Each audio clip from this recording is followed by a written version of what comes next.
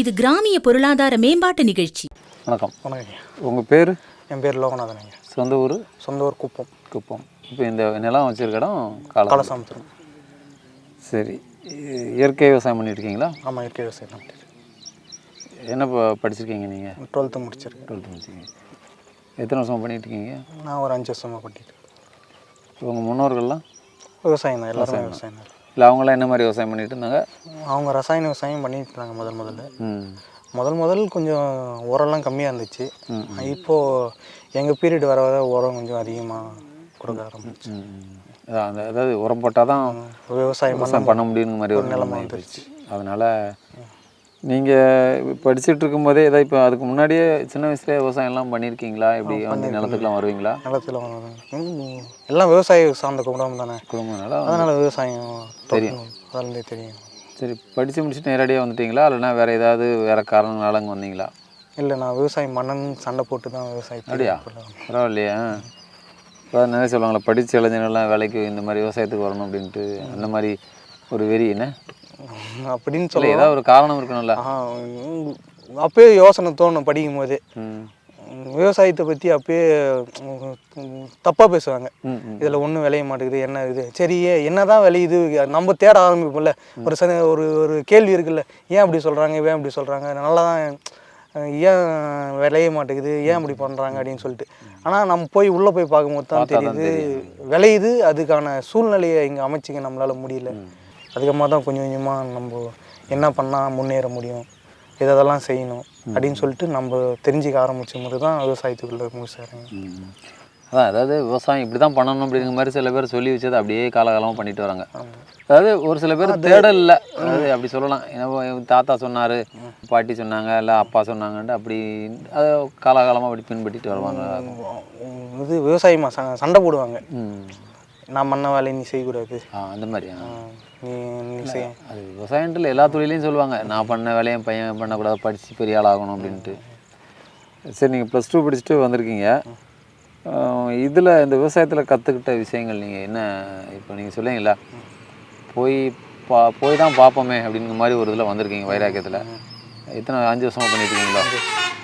இந்த 5 வருஷத்தில் நீங்கள் கற்றுக்கிட்ட விஷயம், அதாவது விவசாயத்தில் மற்ற விஷயங்களை விட்டுருங்க, இதில் உள்ள நெளிவு சொல்லிங்க. நீங்கள் ஏற்கனவே இதுக்கு முன்னோரெலாம் செயற்கை உரம் போட்டு தான், ரசாயன உரம் போட்டு தான் பண்ணியிருந்துருப்பாங்க.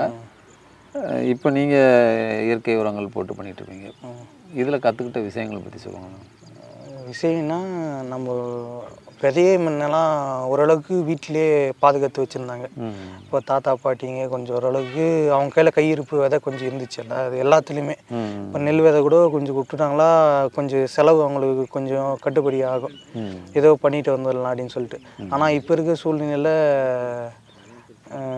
விதையை போய் நம்ம வெளியே தான் வாங்க வேண்டிய சூழ்நிலை இருக்குது. எல்லாமே, எல்லா விதையுமே, இப்போ உரத்துலேருந்து விதை வரைக்கும் எல்லாமே. நான் இயற்கை விவசாயத்துக்கு வரத்துக்கு தோணுது முதல் காரணம், விதை நம்ம வெளியே போய் எங்கேயும் வாங்கக்கூடாது. நம்ம எப்படி டிராக்டர் வச்சு உழுவுறோம், இல்லைன்னு சொல்லலை, எல்லாம் டீசல் போட்டு வேறு வழி இல்லாத செய்கிறோம் அந்த வேலையை. நம்ம மாடு எதுவும் இல்லை, நம்ம அந்த சூழ்நிலையை எதுவும் அமையலை. ஆனால் விதையை எங்கேயும் நம்ம வெளியே வாங்கலை. இயற்கை விவசாயத்தை பொறுத்த வரைக்கும் விதையை நம்ம விதைச்சிடறோம். இன்னும் நம்ம பொருட்கள் எல்லாமே நம்மளே நம்ம சொல்லுவார், ஒரு சோம்பேறி செய்ய வேண்டிய வேலையை இது இயற்கை விவசாயம் அப்படின்னு ஒரு வார்த்தை. பெரிய அளவு மெனக்கட தேவையில்லை, பெரிய அளவு மெனக்கட தேவையில்லை. நட்டுவிட்டுட்டா அது வந்துடும். அதுக்கு இப்போ இந்த மண்ணுக்கு ஏற்ற ரகத்தை நட்டுடணும். இப்போ சிகப்பரிசி மண்ணுக்கு ஏற்ற இந்த சூழ்நிலைக்கு நல்லா வரும். ஒவ்வொரு வட்டாரத்துக்கும் ஒவ்வொரு ரகம் இருக்குது. அந்த மண்ணுக்கு அந்த சூழலுக்கு ஏற்ற மாதிரி அந்த பருவத்துக்கு ஏற்ற மாதிரி பண்ணணும். ஆனால் ரசாயனத்தில் அப்படி இல்லை. அதுக்கு 4 முழுக்க கஷ்டப்படணும். 10 நாளைக்கு ஒரு முறை அது ரசாயனம் தெளிக்கிறது, பூச்சி மருந்து அடிக்கிறது, அது பார்த்துனே இருக்கணும். ஆனால் இந்த விவசாயத்தில் அப்படி இல்லை. இது பட்டத்துக்கு தகுந்த மாரி மாறுபடும். அதை மட்டும் பார்க்கணும். அதை மட்டும் பார்த்து நம்ம சரியாக பண்ணால் போதும். அந்த விஷயத்தையும் நீங்கள் கற்றுருக்கீங்க. அப்போது எடுத்தடுப்பில் அந்த மாதிரி பண்ணியிருக்க மாட்டீங்களா? கொஞ்சம் ஓரளவு பக்கம் முதல்ல விதையெல்லாம் தேர்ந்தெடுக்கல. விதையை தப்பாக எடுத்து இப்போது ஆடிப்பட்ட நட வேண்டிய ரகத்தை மாற்றி நட்டு பட்டம் மாதிரி கதிர் வாங்கி இப்போது பல நஷ்டம் இருந்தது. அது அப்புறமா தான் கற்றுக்கினது, பட்டத்துக்கு தகுந்த மாதிரி நடனம், பல நெளிவு சொல்லியிருக்கேன். சரி சரி சரி. உங்கள் பதில் நிறைய இப்போ நான் திருவண்ணாமலை மாவட்டம் இந்த வேலூர் பக்கத்தில் இருக்கனால நிறைய விவசாயிகள், அதாவது இந்த கூட்டமைப்பு சில இதெல்லாம் இருக்குது. ஆமாம். அதிலெல்லாம் நீங்கள் இருக்கீங்களா? இருக்குது. அதில் நிறைய கற்றுருப்பீங்களே. அவங்கள்ட்ட போய் ஏதாவது இந்த சில பொருளை மதிப்பு கூட்டிலாம் விற்கிறாங்க. ஆமாம். அவங்ககிட்ட நிறைய கற்றுருப்பீங்களா? அதை பற்றி ஏதாவது சொல்ல முடியுமா? முதல் கலசபாக்கம் பாரம்பரிய விதைகள் மையத்தை அந்த முதல்ல போனது. அங்கே இருக்க விவசாயிகள்லாம் செஞ்சுட்டு அங்கே அப்படி தான் நீங்கள் உள்ளே வந்திருப்பீங்க, கொஞ்சம் கற்றுட்டு வந்தது. அப்புறமா கண்ணமங்கலத்தில் மரபுகள் கண்ணமங்கலம், அங்கேருந்து அப்படியே பல அதான் மையம் அது, அப்படியே பல குரூப்பாக அங்கே கலைக்க ஆரம்பிச்சது. அப்போ மதிப்பு கூட்டு அதான் விவசாயத்தை பற்றி அங்கே போய் பேசி கலந்து ஆய்வு பண்ணி இது பண்ணால் இது கரெக்டாக இருக்கும், இந்த விவசாயிங்கள்லாம் இது பண்ண ஆரம்பிக்கணும் அப்படின்னு சொல்லிட்டு அங்கேயும் சொல்லுவாங்க. விதைக்கான அறிவும் சொல்லுவாங்க. இந்த பட்டம் இது, இந்த நம்ம பகுதிக்கான நெல் இது, இந்த நெல் எடுத்துமே விடுங்க. ஆமாம், ஏன்னா நம்ம நீங்கள் சொன்ன மாதிரி இப்போ 5 வருஷமாக தான் பண்ணிட்டு நீங்கள், அது மட்டும் இல்லாமல் வயசு குறையதான், நமக்கு பெரிய அனுபவங்கள் இருக்காது. விவசாயத்தை பொறுத்த மட்டும் அனுபவங்கள் தான் அதிகம். அப்படிங்கும்போது 4 பேர்கிட்ட பேசினா தான் அந்த தகவல் தெரியும். அது இயற்கை விவசாயங்கும்போது அந்த காலத்தில் இடைப்பட்ட காலத்தில் பார்த்திங்கன்னா ரசாயன உரம் போட்டு வேறு வழியில் போயிட்டாங்க. அதனால் இது நிறைய பேசி தான் சில விஷயங்களை கற்று தான் வர முடியும். இப்போ உங்கள் வயசில் உள்ள நிறைய இளைஞர்கள் இருப்பாங்கள்ல, அவங்கெல்லாம் என்ன உங்களை பற்றி என்ன நினைக்கிறாங்க? அவங்களும் ஒரு மதிப்பு கூட்டு வேலை செய்கிறாங்க. அவங்களும் என் சர்க்கிளில் இருக்கிறவங்க வேலை செய்கிறாங்க. ஊரில் இருக்கவங்க விவசாயம் பண்ணுறான், ஏதோ தொழில் பண்ணுறான், அவனுக்கு தெரிஞ்சு செய்கிறான் அப்படின்னு ஓரளவுக்கு இப்போ புரிதல் இருக்குது. ஓ, சும்மா ஏதாவது இகழ்ச்சியாக பேசாமல் ஓரளவுக்கு இப்போ, ஏன்னா முதல் இருந்தது தொடக்கத்தில் அப்படி தான் இருக்கும். ஏன்னா இப்போ ஓரளவுக்கு புரிதல் இருக்குது. அவன் வேலை செய்கிறான், அவன் ஏதோ விவசாயம் பண்ணுறான், அவனை எதுவும் பண்ணக்கூடாது, அவனை எதுவும். சரி, இப்போ இந்த நிலம் 5 வருஷத்துக்கு முன்னாடி வேறு ரசாயன உரம் போட்டு தானே பண்ணியிருப்பாங்க. ஆமாம். அது நீங்கள் எப்படி எல்லா இடத்துலையும் நம்ம கேட்குறது தான், இருந்தாலும் ஒவ்வொருத்தரோட அனுபவங்கள் வேறு மாதிரி இருக்கும். ஒரு அந்த இயற்கை விவசாயத்துக்கு வர்றதுக்கு எப்படி அந்த நிலத்தை திருத்துனீங்க, அதை பற்றி சொல்லுங்களேன். இது தண்ணி சாய்கால் ஓட பகுதின்னுவாங்க. ஓட பகுதினா தண்ணியை தான் சாய்கால் பகுதி கடைசி தண்ணி மழை தண்ணி வர ஒரு பாத்திரத்தினால இங்கே இருக்கிற மண்ணுக்கு சத்து அதிகமாக இருக்குது. அதனால் இதுக்கு நான் நிறைய மெனக்கெட்டுலாம் பண்ணதில்லை. சனப்பை, தக்க பூண்டு இது மட்டும் தான் விதைச்சி இது பண்ணியிருக்கோம். அது மேலே எதுனா உரம் நம்ம செய்கிற பஞ்சகாவியம் எதுனா ஒன்று தயாரித்து எதுனா ஒன்று கொடுத்துருந்தா கொடுப்போம். பற்றாக்குறை இருந்தால் கொடுப்போம், பற்றாக்குறை இல்லைன்னா ஃபஸ்ட்டு பண்ணியிருப்பீங்களா? ஃபஸ்ட்டு பண்ணியிருந்தோம். நம்ம ஜீவாமிர்தம் இதெல்லாம் பண்ணியிருக்கீங்க. ஜீவாமிர்தம் பண்ணியிருக்கோம், பஞ்சகாவியம் பண்ணியிருக்கோம். நீங்களே தயார் பண்ணி நாங்களே தான். எல்லா விவசாயிகளும் ஒரே மாதிரி பண்ணுறதில்ல. சில பேர் இதுவே போதும். இப்போ ஒரு விவசாயியை பார்த்துட்டு வந்தோம், அவர் சில ரொம்ப எளிமையாக சொன்னார், இது போதும் அப்படின்ட்டு. சில பேர் பஞ்சகவியா, ஜீவாமிர்தம் நிறைய சொல்லுவாங்க, ஒரு அடுக்கிக்கிட்டே போவாங்க. நீங்கள் பண்ணுறது எப்படி? நாங்கள் பண்ணுறது எப்படின்னா, முதல்ல பட்டத்துக்கு தகுந்த மாரி பயிர் வைக்க பார்த்து பயிர் பண்ணணும். அதுக்கான யுத்தி கண்டுபிடிச்சுன்னா அதிகமான உரங்கள் தேவைப்படாது. இப்போது பூங்காருக்கு, இது பிச்சாவரிக்கு இதெல்லாம் அதிகமாக உரம் தேவைப்படாது. அதுவே சன்ன ரகமாக இருந்தால் அதிகமாக உரம் தேவைப்படும். இந்த சிவன் சம்பா இதெல்லாம் கண்ணால் பார்த்ததுனால சொல்ல வரும். ஆனால் சம்பா பட்டத்தில் அதிகமாக உரம் தேவைப்படாது. அதிகமாக உரம் கொடுக்க வேண்டிய அவசியமே இல்லை. சில டைமில் கொடுக்க வரும். இந்த பூக்கிற டைமில் இந்த தேம்பர் கரைசல் மட்டும் கண்டிப்பாக கொடுக்க வரும். மீதி நேரத்தில் அதிகமாக கொடுக்க வராது. அதேமாரி இந்த குருவப்பட்டத்தில் வெயில் அதிகமாக இருக்கிறதுனால செம்மங்கடல், அந்த செம்மண்லாம் நோய் வரும். அப்போ கொஞ்சம் கூட மெனக்கடலை கொஞ்சம் வரும், மீதி மற்றபடி எதுவும் வராது. நீங்கள் பார்த்தா ரொம்ப எளிமையாக தான் பண்ணுற மாதிரி. ஆமாம், பெரிய அளவில் இந்த இடுபொருட்கள்லாம் பயன்படுத்த மாட்டீங்க. இப்போ எத்தனை ஏக்கர் நீங்கள் பயிர் பண்ணிக்கிங்க? இது ஒரு 2 ஏக்கரு. 2 ஏக்கருக்கு நடவு கூலி மட்டுமே இருந்தாலும் ஒரு 14,000 வந்தது. களை பறிக்கிறதுலாம்? களை பறிக்கிறது ஒரு 6-7,000 வந்துடும். திருப்பியும் அறுவடை பண்ணத்துக்கு மதிப்பு கூட்டு அது இதுன்னு சொல்லிட்டு பார்த்தா எப்படினாலும் ஒரு 30-35க்கு மேலே வருது.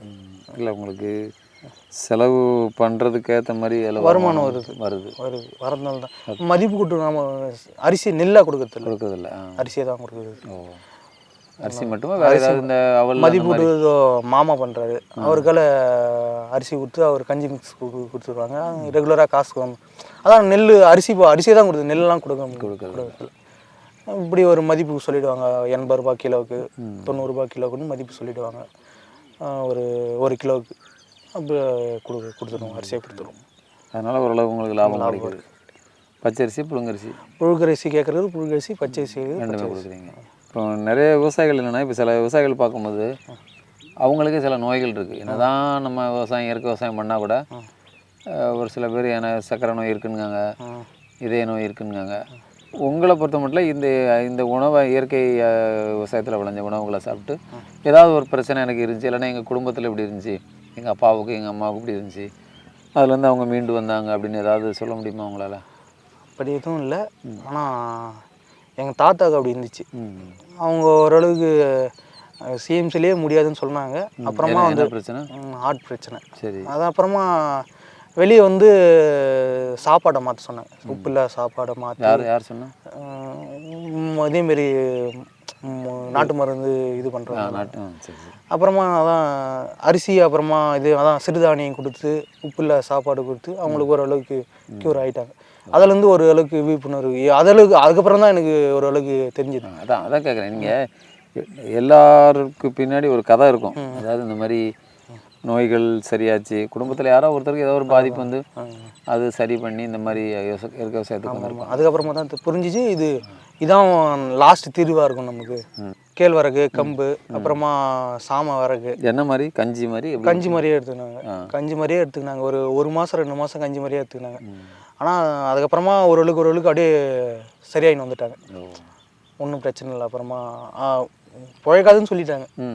இல்லை, அப்போ அங்கே ட்ரீட்மெண்ட்டை விட்டீங்களா? விட்டாச்சு. ட்ரீட்மெண்ட் இதை மட்டும் பண்ணாங்க. சில மருந்தெல்லாம் கொடுத்தாங்க அவங்க. அந்த மருந்தெல்லாம் கொடுத்து இதையும் சாப்பாடு தான் வைத்தியர்கள் கொடுத்த மருந்து சாப்பிட்டுட்டு இந்த மாதிரி சாப்பாடு தான் ரொம்ப முக்கியம்னு சொன்னாங்க. உணவு முறை இந்த சாப்பாடு தான் முக்கியம். ரொம்ப இந்த சாப்பாடு நீங்கள் கொடுத்தா தான் சரியாகும் சொன்னாங்க. உங்கள் வீட்டில் காலை உணவு, மதிய உணவு, இரவு அந்த மாதிரி என்னென்ன நம்ம பாரம்பரிய அரிசிகள் எப்படி சேர்த்துக்கிடுவீங்க நீங்கள்? கஞ்சியாக காலையில் காட்டியும் கஞ்சி கம்பல்சரி. கட்டாயம் கஞ்சி இருக்கும். கஞ்சி சூடான கஞ்சி. நைட்டு வச்ச கஞ்சியும் இருக்கும். இல்லை காலையில் இல்லை இப்போ நேரம் இல்லைனாலும் காலையில் வச்சு சாப்பிடுவீங்க. வச்சு கஞ்சி குடிச்சிடுவாங்க. இருக்கிற சிகப்பரிசி ஏதோ ஒரு அரிசி ஆக மொத்தம் பாரம்பரிய அரிசியில் கஞ்சி குடிச்சிடுவாங்க. அப்படி மட்டும் சிவப்பரிசியில் சாப்பிட்றீங்க. எல்லாரும் சிவப்பரிசியை பற்றி ரொம்ப தான் சொல்கிறாங்களா? அதில் என்ன சத்துக்கள் உங்களுக்கு அதை பற்றி எதுவும் தெரியுமா? எனக்கு அதை பற்றி அதிகமாக தெரியாது. ஆனால் எல்லா பாரம்பரிய அரிசிகளும் ஒவ்வொரு மகத்துவம் இருக்குது. அந்த மகத்துவம் தெரிஞ்சு ஒவ்வொருத்தர் வேலை செய்கிறாங்க அதுக்கு. ஆனால் எல்லாத்துலேயுமே இருக்குது. பூங்கரிசி பெண்களுக்கு நல்லது அப்படின்னு சொல்லிட்டு எல்லாமே உணர்ந்தனால்தான் அதை சொல்கிறாங்க எல்லாரும். அதெல்லாம் பிச்சாவரி, நிறம் சம்மந்தப்பட்டது விஷயம் எல்லாம் மாப்பிள்ளை சம்பா எல்லாம் ஒன்று சொல்கிறாங்க. ஆனால் பாரம்பரிய ரகம் எல்லாமே நல்லது தான். ஒழுங்காக அது சமைச்சு ஒழுங்காக எதுக்கு சாப்பிடணுமோ அது கேட்டு சாப்பிட்டாச்சு. சரி. இப்போ நீங்கள் உங்கள் நிலத்தில் பிச்சாவரி போட்டிருக்கீங்க? பிச்சாவரி போட்டிருக்கீங்க. பிச்சாவரி அதை பற்றி அந்த எதுக்காக அப்படிங்கிற பற்றி தெரியுமா? எங்கேருந்து வாங்கினீங்க அந்த நெல்?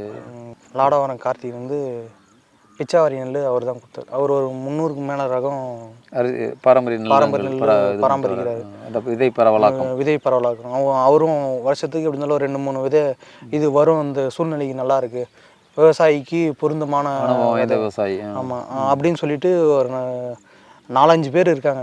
4-5 பேருக்கு 10 பேருக்கு மேலே இருக்காங்க. இந்த விதை வேணும், அந்த விதை வேணாம், இது விவசாயியை காப்பாற்றும் அப்படின்னு சொல்லிட்டு அந்த விதையே பரவலாக்கம் பண்ணுறதுக்கான விஷயத்தை எல்லாத்தையும் ஒன்றா சேர்ந்து செஞ்சுட்டு இருக்காங்க. அங்கேருந்து வாங்கிட்டு வந்தது முதல்ல விதை வாங்கிட்டு வந்து இப்போது அதுதான் நட்டுருக்கு. நல்லாவும் இருக்குது. இந்த சூழ்நிலை எவ்வளோ நாள் போயிருது? 90 நாள்லேருந்து 110 நாள் வரைக்கும். மற்ற தண்ணீர் தேவைகள்லாம் எப்படி இருக்குது? தண்ணீர் மேட்டாங்கல்லையும் விதைச்சி வர்றாங்க. பாரம்பரிய ரகம் பொறுத்த வரைக்கும் சிகப்பு நெல் மேட்டாங்கல்ல கூட விதைக்கலாம், நல்லா வந்துடும். வானம் பார்த்து கூட விதைச்சி பயிர் செஞ்சுக்கலாம். இது சிவப்பரிசி? இது சிகப்பரிசி. அதான் 90லேருந்து 110 நாள் வரைக்கும்னு சொன்னீங்க.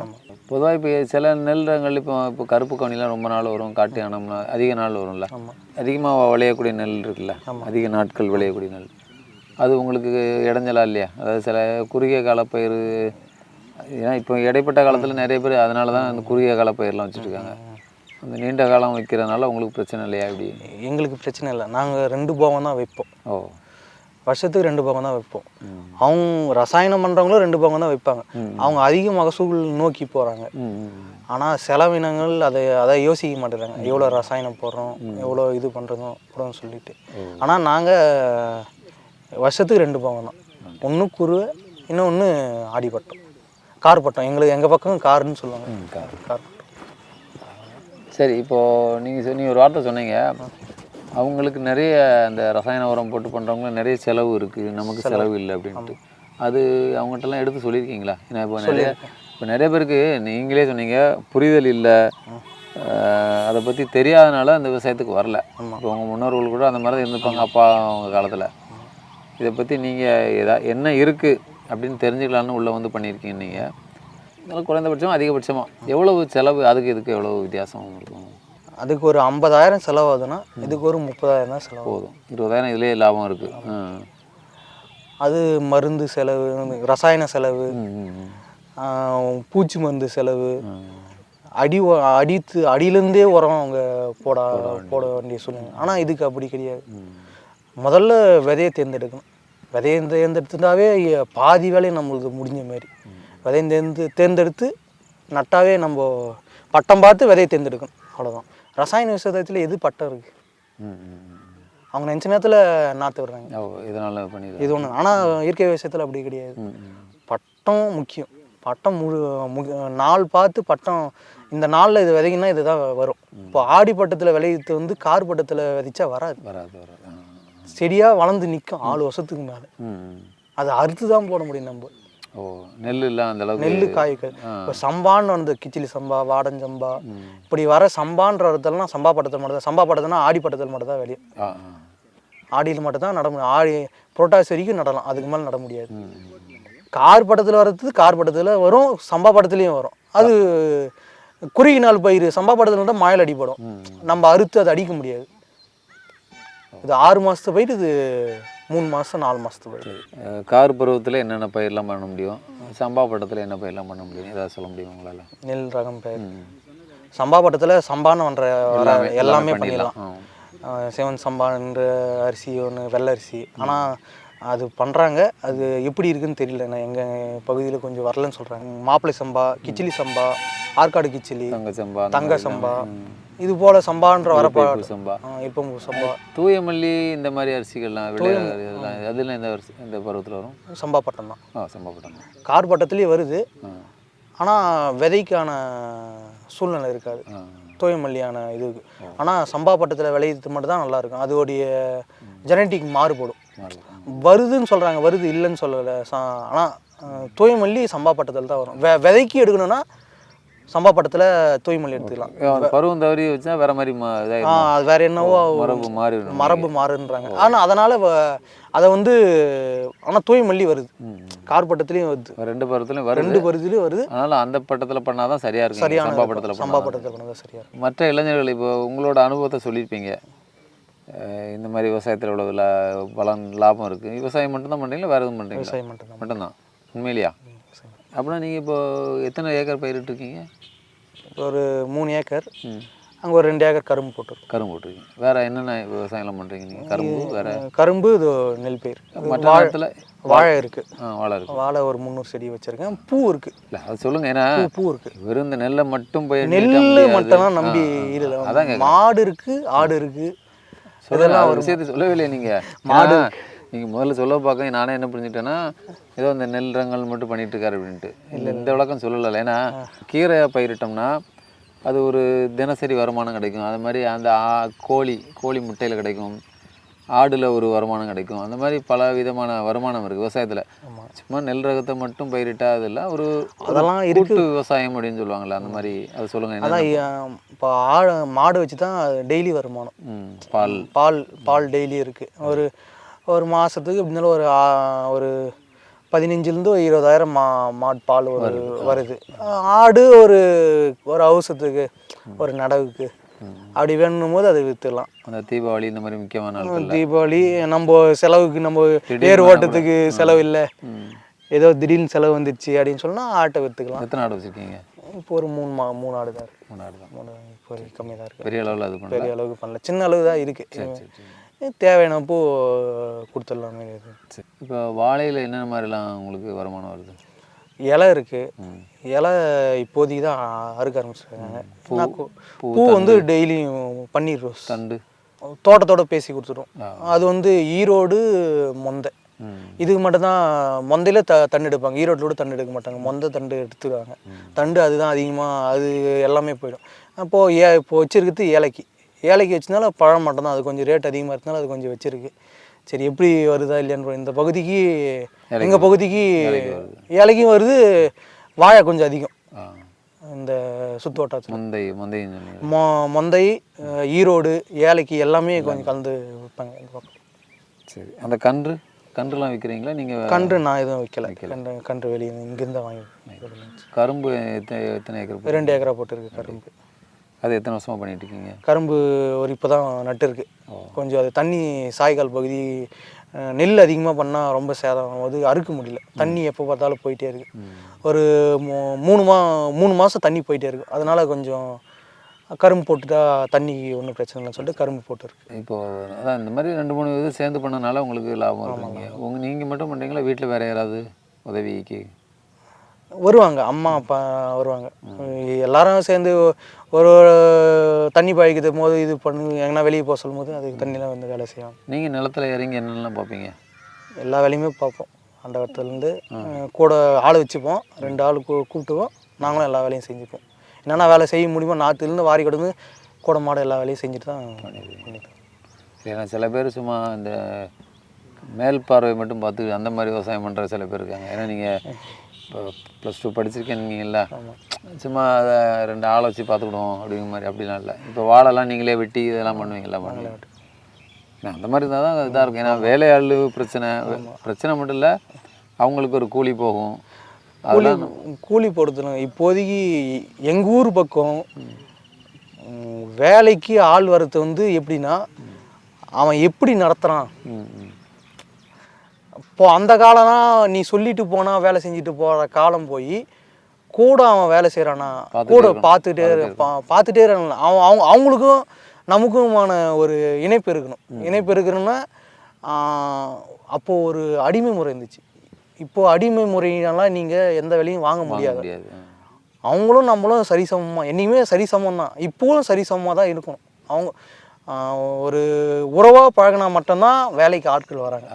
அது யாராக இருக்கட்டும், அவங்க நீங்கள் சொல்ல பார்த்தா விவசாயத்தில் கூட ஒரு சமத்துவம் அப்படின்னு மாதிரிலாம் சொல்லுங்க. ஆமாம், இப்போது வேலை செய்யணும்னு அவங்களுக்கு கட்டாயம் இல்லை இந்த சூழ்நிலையில். அவங்க நான் இங்கே வந்து விவசாயம் கூலி செஞ்சு தான் நான் பிழைக்கணும்னு அவசியம் அவங்களுக்கு வேறு எதுனா வேலைக்கு போகிறாங்க. நிறைய வேலைகள் அவன் சொல்லிட்டான், நான் போனோம், அவன் கைனிக்கு போனோம். அதனால் மாறுற ஒரு சூழ்நிலை இப்போ வந்துடுச்சு. இப்போ 26 வயசுன்னீங்களா, கல்யாணம் ஆயிடுச்சு. அப்போ சக்ஸஸ் தான். அதாவது விவசாயிக்கு பொண்ணு கொடுக்க மாட்டாங்க அப்படின்னு இல்லை இடைப்பட்ட காலத்தை சொல்லிட்டு இருந்தாங்க. ஆனால் அவங்களுக்கு கிடச்சிட்டு ஒன்றும் பிரச்சனை இல்லை. அதை பற்றி ஏதாவது பேச்சு வந்துச்சா? இந்த மாதிரி வெளியே வரல, எல்லாரும் கொடுக்கலாம் பண்ணுறான் அவன் அப்படின்னு ஒரு நம்பிக்கை வருது. அதாவது ஆமாம், வருமானம் வருது, அவ்வளோதான். ஆமாம், நம்பிக்கை வந்துருச்சு. நம்பிக்கை வந்து இது பண்ணிட்டாங்க. ஆனால் சொன்ன ஒரு காலம் போய் விவசாயத்துக்கு அவதூறு பேசின காலம் போய் பண்ணுறான் செய்கிறான், அதுக்கான இது கஷ்டப்பட்டா காசு இருக்குது அப்படி ஒரு சூழ்நிலை ஏற்படுது.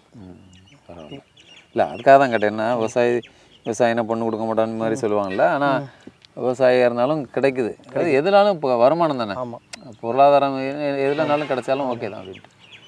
சரி, நீங்கள் இளைஞராக இருக்கனால ஒரு உங்களை மாதிரி மற்ற இளைஞர்களுக்கு சில பேர் விவசாயத்துக்கு வரணும்னு நினைக்கிறாங்க, அவங்களுக்கு நீங்கள் என்ன சொல்ல விரும்புகிறீங்க? அது மாதிரி சில பேர் தவறாக தான் நான் சொன்னேன்ல, மேற்பார்வை பண்ணுற மாதிரி. இப்போ நீங்கள் +2 ஓகே, இன்னும் சில பேர் பெரிய டிகிரிலாம் முடிச்சுட்டு அப்படி ஒரு 4-5 வேலையாட்களை வச்சுட்டு அவர் மேல் பார்வை பார்த்துட்டு அந்த மாதிரி போய் விவசாயம் நஷ்டத்தில் போயிருன்னு சொல்லுறாங்க. அப்படிப்பட்டவங்களுக்கும் மற்ற இளைஞர்களுக்கு நீங்கள் என்ன சொல்ல விரும்புகிறீங்க? எங்கே போனாலும் கஷ்டப்பட்டால் தான் காசு. அதேமாரி இதுவும் கஷ்டப்பட்டதான். ஒரு வேலைக்கு வந்துட்டால் ஒரு நாள் முழுக்க போய் அவங்க வேலை செய்கிறாங்கல்ல, ஒரு ஆஃபீஸுக்கு போனாங்கன்னா நாள் முழுக்க அவங்க உட்காந்து பிரேக் டைம்னா ஒரு 1 மணி நேரம் தான் இருக்கும். அதுபோல் விவசாயமும் ஒரு வேலை தான். விவசாயத்தில் கஷ்டப்படுற நேரத்தில் கஷ்டப்பட்டுட்டா விவசாயத்தில் பெரிய வேலை இருக்கான்னு கூட சொல்லுங்க நீங்கள். வேற இல்லை, அது நேரத்துக்கு தகுந்த மாரி நம்ம வேலை செஞ்சுக்கணும். இப்போது சோம்பேறி வேலை செய்யக்கூடிய நேரம்னு அப்படின்னு சொல்கிறாங்க. இப்போது ஒவ்வொரு வேலையை கவனிக்கணும். இந்த நேரத்தில் இது கொடுக்கணும், அந்த நேரத்தில் கொடுத்து தான் ஆகணும். அது எந்த நேரம் அதிகாலையில் இருக்கலாம், அதிகாலையும் இருக்கலாம். நான் எங்களுக்கெல்லாம் நடுவு டைமு இந்த ஒரு மாதம் கிட்டத்தட்ட அந்த சம்பா பட்ட ஆரம்பிக்கும் போது ராத்திரியும் பகலும் வேலை இருக்கும். அந்த வேலையை முடித்து ஒரு 4 நாள் வேலை முடிச்சிட்டோம்னா அதுக்கப்புறமா ஃப்ரீ ஆகிடும். ஓரளவுக்கு அப்புறமா வெளியே போயிட்டு வர்றது, தண்ணி வர வேலை அது இதுன்னு சொல்லிட்டு ஓரளவுக்கு வீட்லேயும் சப்போர்ட் இருக்கணும். நம்ம வெளியே ஆனால் முதல்ல வரும்போது எதுக்குமே சப்போர்ட் இல்லை. அதை கடந்து தான் நம்ம கஷ்டப்படுற நேரத்தில் கஷ்டப்பட்டுட்டோம்னா அதுக்கப்புறமா பலன் அதிகம் பெருசாக இருக்குது. கிடைக்கும். வயசு குறைவு தான் இருந்தாலும் நிறைய அனுபவங்கள் உங்கள்கிட்ட இருந்துச்சு.